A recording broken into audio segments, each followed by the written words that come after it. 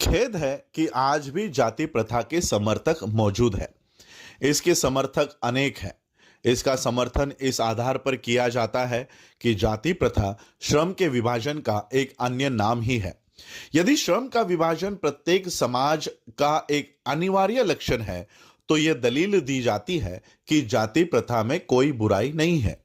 इस विचार के विरुद्ध पहली बात यह है कि जाति प्रथा केवल श्रम का विभाजन नहीं है, यह श्रमिकों का विभाजन भी है।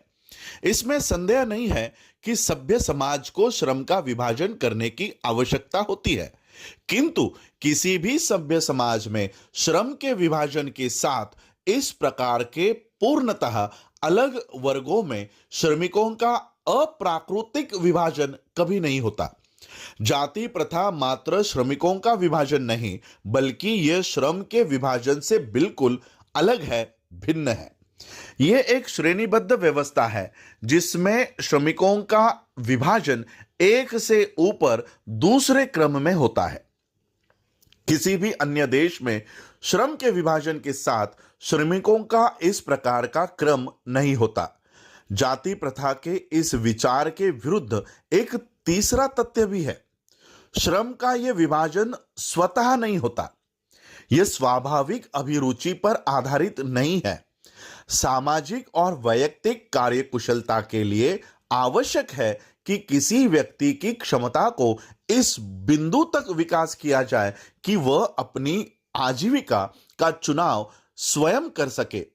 जाति प्रथा में इस सिद्धांत का उल्लंघन होता है, क्योंकि इसमें व्यक्ति को पहले से ही कार्य सौंपने का प्रयास किया जाता है, जिसका चुनाव प्रशिक्षित मूल क्षमताओं के आधार पर नहीं किया जाता, बल्कि माता पिता के सामाजिक स्तर पर होता है।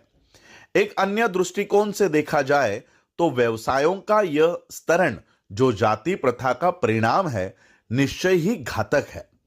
उद्योग कभी भी स्थिर नहीं होता, इसमें तेजी से और अचानक परिवर्तन होते रहते हैं। ऐसे परिवर्तनों से व्यक्ति को अपना व्यवसाय बदलने की छूट होनी चाहिए। बदलती हुई परिस्थितियों के अनुसार व्यक्ति को अपने आप को ढालने की ऐसी स्वतंत्रता के बिना उसके लिए अपनी आजीविका कमाना असंभव हो जाएगा। जाति प्रथा हिंदुओं को ऐसे व्यवसाय अपनाने की अनुमति नहीं देगी जहां तक उनकी जरूरत है, यदि वे आनुवंशिक रूप से उनसे संबंधित नहीं है। यदि कोई हिंदू अपनी जाति के लिए निर्धारित पेशे के अलावा नए पेशे को अपनाने के बजाय भूखा मरता दिखाई देता है, तो उसका कारण जाति प्रथा की कठोरता ही है।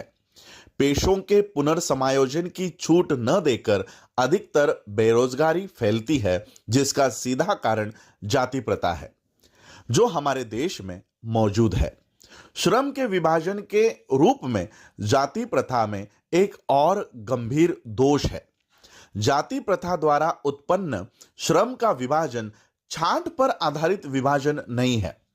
इसमें वैयक्तिक भावना और वैयक्तिक वरीयता का कोई स्थान नहीं है। इसका आधार पूर्व नियति का सिद्धांत है। सामाजिक कार्यकुशलता का विचार हमें इस बात को स्वीकार करने पर विवश करता है कि औद्योगिक प्रणाली में सबसे बड़ा दोष केवल निर्धनता नहीं है। इस प्रणाली में जो बड़ा कष्ट है वह यह है कि बहुत ज्यादा लोग ऐसे व्यवसायों में लगे हैं जिनके प्रति उनकी प्रवृत्ति नहीं है। यदि किसी ऐसे को व्यवसाय से निरंतर लगा रहना पड़े, तो उस व्यक्ति को उससे पीछा छुड़ाने की, उसके प्रति सद्भावना न होने की और उससे बचने की इच्छा होती है। भारत में अनेक ऐसे व्यवसाय हैं जिन्हें हिंदू निष्कृष्ट मानते हैं, इसलिए जो लोग उनमें लगे हैं वे उनसे पीछा छुड़ाने को आतुर रहते हैं। ऐसे व्यवसायों से बचने और उन्हें त्यागने की निरंतर इच्छा बनी रहती है। इसका एकमात्र कारण वह निराशाजनक प्रभाव है जो उन पर हिंदू धर्म द्वारा उनके ऊपर आरोपित कलंक के कारण पड़ता है। ऐसे व्यवस्था में क्या कार्य कुशलता हो सकती है जिसमें न तो लोगों के दिल और न दिमाग काम में होते हैं। इसलिए एक आर्थिक संगठन के रूप में जाति प्रथा एक हानिकारक व्यवस्था है, क्योंकि इसमें व्यक्ति की स्वाभाविक शक्तियों का दमन होता है और सामाजिक नियमों की तात्कालीन आवश्यकताओं की प्रवृत्ति होती है।